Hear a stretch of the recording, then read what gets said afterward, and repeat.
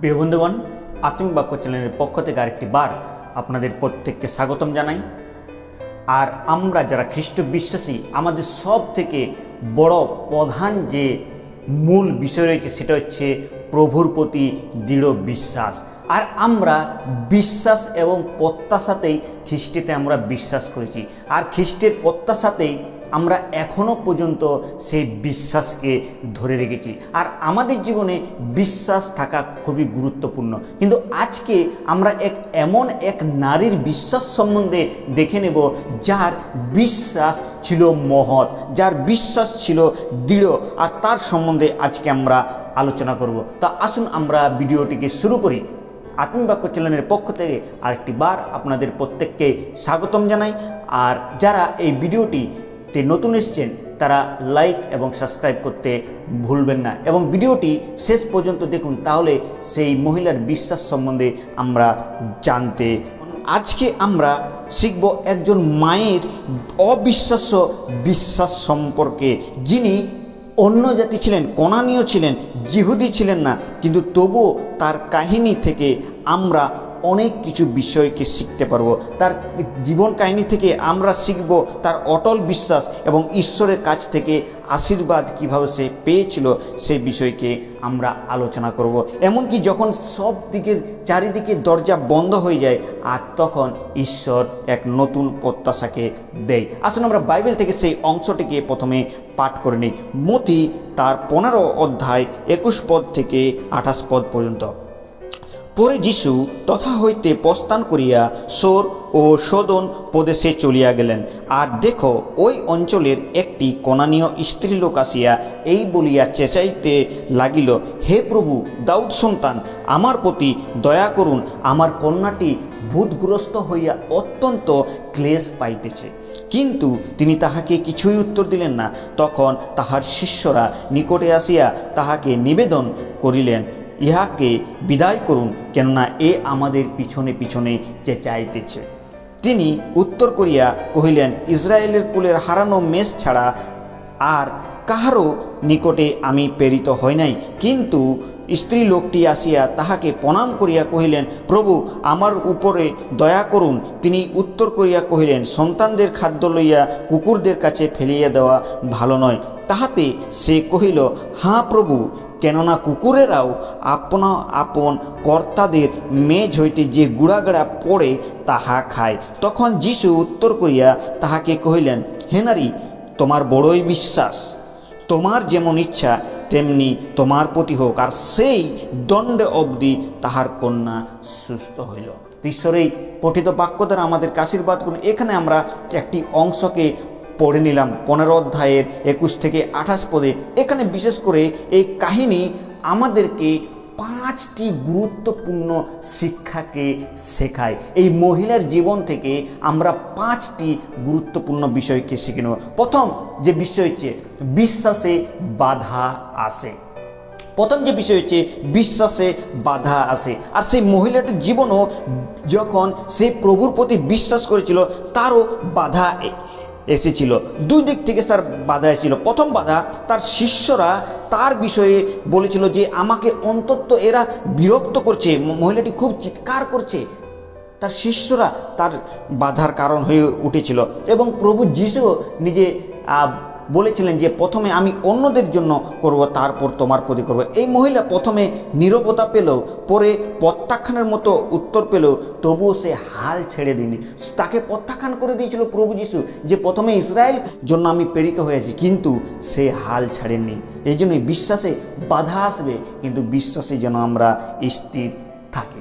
দ্বিতীয় বিষয়, সঠিক ঠিকানায় পৌঁছানো।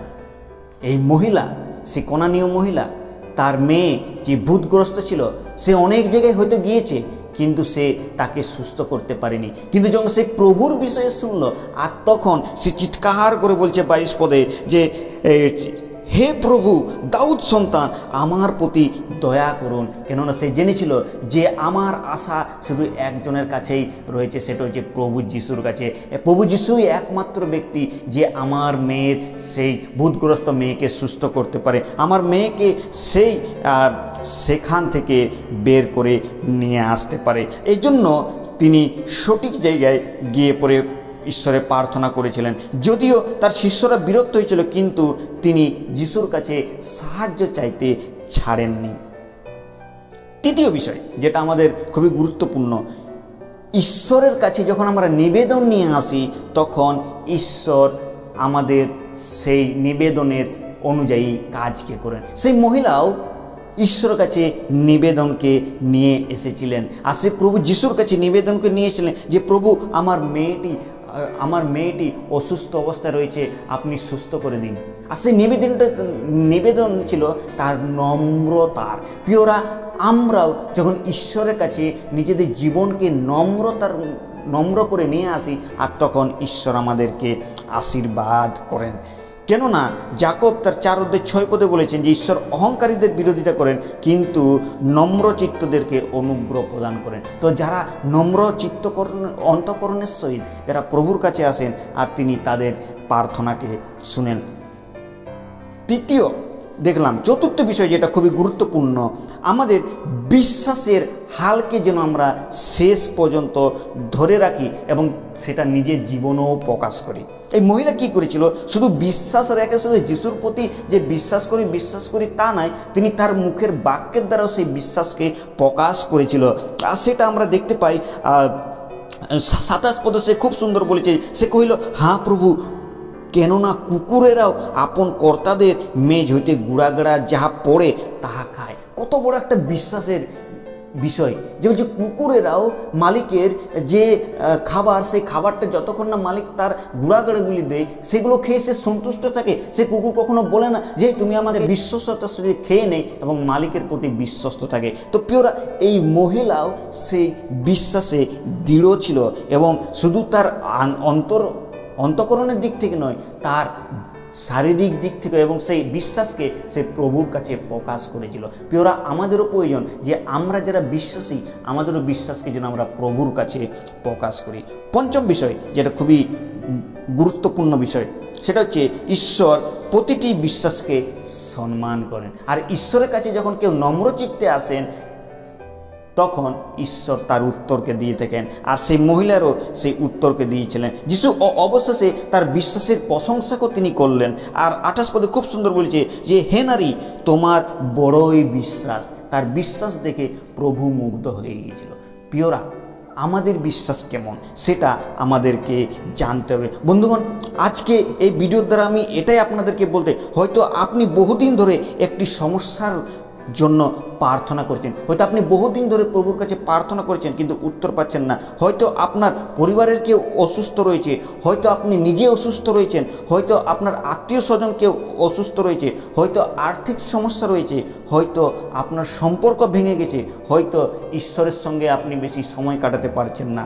আর আজ এই কনানীয় স্ত্রীর কাছ থেকে আসুন আমরা শিক্ষাকে গ্রহণ করি, যেন যিশুর কাছে আমরা নিরন্তর বিনতি করি। যদিও বাধা আসবে, যদিও বিঘ্ন আসবে, কিন্তু যেন আমরা নিরন্তর বিনতি করতে না ভুলি, এবং নম্র হৃদয়কে যেন প্রভুর কাছে নিয়ে আসি, আর যেন দৃঢ় বিশ্বাস আমাদের জীবনে থাকে। আর তাহলে ঈশ্বর আমাদের আশীর্বাদ করবেন। আসুন আমরা প্রভুর কাছে কি বলতে পারি? প্রভুর কাছে একটাই বলতে পারি, প্রভু, আজ তোমার কাছে আসি, আর এই কনানীয় স্ত্রীর মতো তুমি আমার জীবনকেও তৈরি করো, আমিও যেন সেই দৃঢ় বিশ্বাসকে রাখতে পারি। আমাদের যে অবিশ্বাস, আমাদের যে অপরাধ রয়েছে তা তুমি ক্ষমা করো, এবং কনানীয় স্ত্রীর মতো দৃঢ় বিশ্বাস আমাদের জীবনে হতে সাহায্য করো। প্রিয় বন্ধুগণ, আসুন আমরাও সেই দৃঢ় বিশ্বাসে, সেই কনানীয় স্ত্রীর মতো আমাদেরও বিশ্বাসকে যেন আমরা বৃদ্ধি করি, আর প্রভুর আশীর্বাদকে যেন লাভ করতে পারি। যদি আপনাদের এই বার্তাটি ভালো লেগে থাকে, তাহলে আপনারা লাইক শেয়ার করতে ভুলবেন না। আর এই আত্মিক বাক্য চ্যানেলটিকে সাবস্ক্রাইব করে রাখুন বাইবেল ভিত্তিক এরকম সুন্দর খ্রিস্টীয় বার্তা শোনার জন্য। ঈশ্বর আপনাদের প্রত্যেককে আশীর্বাদ করুন। এই ছোট্ট চিন্তাধারার ঈশ্বরের নাম মহিমান্বিত হোক।